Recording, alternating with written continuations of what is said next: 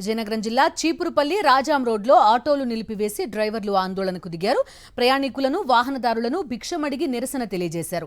మహిళలకు బస్సుల్లో ఉచిత ప్రయాణం కల్పించడం వల్ల తాము ఉపాధి కోల్పోతున్నామని ఆవేదన వ్యక్తం చేశారు. అలాగే 40 మందిని ఎక్కించాల్సిన బస్సుల్లో 60 మందికి పైగా ఎక్కిస్తూ ఆటోలో మాత్రం 4గురికి మించి ప్రయాణికులను ఎక్కించొద్దంటూ పోలీసులు ఆంక్షలు పెడుతున్నారని ఆగ్రహం వ్యక్తం చేశారు.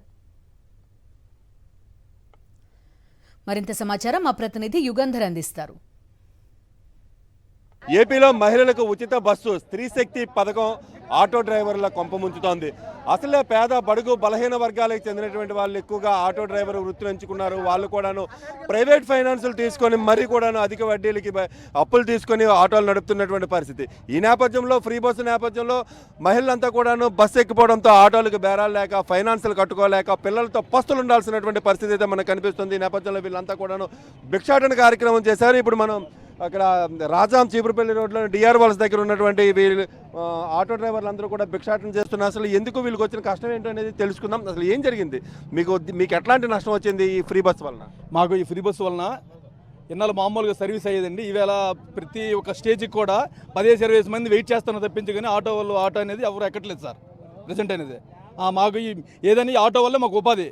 రోడ్డు ఎక్కితే 150 చేస్తే కానీ మా ఫైనాన్షియల్ కానీ మా ఇంటి దగ్గర ప్రాబ్లాలు కానీ లేకపోతే మా పిల్లల చదువులు కానీ లేకపోతే మా పిల్లల స్కూల్ ఫీజులు కానీ మేము కట్టుకోలేకపోతున్నాం సార్. ఆల్రెడీ ఇంకా 15 రోజులు 10 రోజులు కూడా అవ్వలేదు. అసలు మాకు మినిమం బేరాలు లేవు.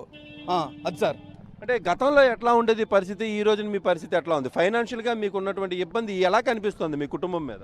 మా కుటుంబం మీద అంటే మరి రోజుకి ఒక మినిమం 1500-1000 రూపాయలు మేము చేసుకుంటామండి. ఇప్పుడు 300-200 కూడా అవడం కష్టమైపోతుందండి. ప్రతి ఒక్క లేడీ కూడా ఏం ఎక్కితే లూప్ లైన్లో ఎక్కుతున్నారు, లేకపోతే లేదండి. ప్రతి ఒక్కరు రోడ్డు ఎక్కి అరగంట 20 నిమిషాలు గంట వరకు కూడా బస్సు కోసం వెయిట్ చేస్తారని తప్పించి, కానీ ఆటో అయితే ఎవరైతే ఎక్కట్లేదు. మాకు ఈ కూటమి ప్రభుత్వం వల్ల ఈ ఫ్రీ బస్ ఏదనేది మాకు ఆపితే చాలా మంచిది.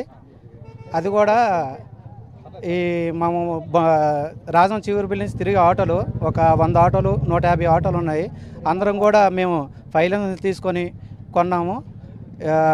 ముఖ్యంగా ఏంటంటే మా పిల్లల చదువు, గవర్నమెంట్ చదువులైనా ప్రైవేట్ చదువులైనా ఈ రోజుల్లో ఖర్చు ఎక్కువ ఉంది కాబట్టి దానివల్ల ఆలోచించుకుని ఈ కూటమి ప్రభుత్వం మాకు ఆదుకోవాలి. ఆటో వాళ్ళు ఫ్రీ బస్సులో 40 మంది ఎక్కవలసిన బస్సు 60 మంది ఎక్కుతున్నారు. వాళ్ళకి 60 మంది ఎక్కించే కెపాసిటీ ఉంది, కానీ మా ఆటోలో మాత్రం 4గురిని ఎక్కించమంటారు. 4గురు దాటితే కేసు రాస్తారు. 1035, 535 అది కేసు రాయడం వల్ల బస్సులకి ఎందుకు కేసు రాయరు? మొత్తంగా తీసుకున్నట్టయితే ఆటో డ్రైవర్లు చాలా ఆర్థిక పరమైనటువంటి ఇబ్బందులు పడుతున్నటువంటి పరిస్థితి కనిపిస్తుంది. ఒకవైపు ఫైనాన్సులు కట్టుకోవాలి, ఓవైపు కుటుంబాన్ని నెగ్గుకు రావాల్సి ఉంటుంది, కనీస కూలీ కూడా కిట్టుబాటు అనే పరిస్థితి.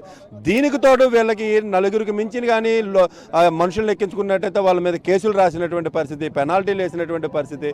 ఆటో రోడ్డు ఎక్కిందంటే ప్రభుత్వం అయితే వీళ్ళని పూర్తిగా తొక్కిపెట్టేటువంటి ప్రయత్నాలు చేస్తుందనే ఆవేదన వీళ్ళలో కనిపిస్తుంది. వీడియో ఈశ్వర్తో యుగంధర్, సాక్షి టీవీ, విజయనగరం నుండి.